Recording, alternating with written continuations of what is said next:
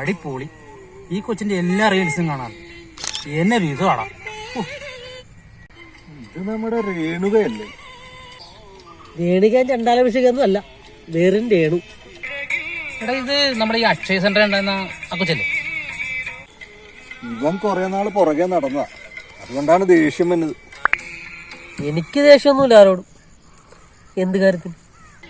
ഈ കൊച്ചിന്റെ കൂടെ ഉള്ളത് ആരാ? ഇപ്പോഴത്തെ ആളാ? എന്തായാലും നല്ല ആക്ടിങ്. അതാ കൊച്ചിന്റെ ഹസ്സ. പുള്ളി നല്ല കട്ട സപ്പോർട്ടാണ്. അത് തന്നെ ഒരു ഭാഗ്യാണ്. നിങ്ങൾക്കിപ്പോ എന്താ വേണ്ടത്?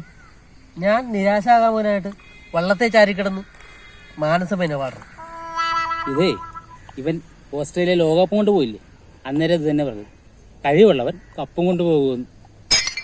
ഇതങ്ങനെയല്ല, ഞാൻ ശരിക്കും അവളോട് പറഞ്ഞതാ.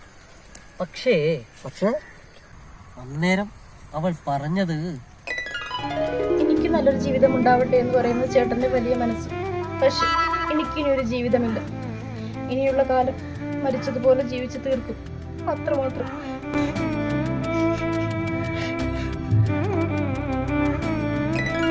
അവളാണ് ഇപ്പൊ കെട്ടിയോന്റെ കൂടെ റീൽസ് കളിച്ച് അടിച്ചു പൊളിക്കണം.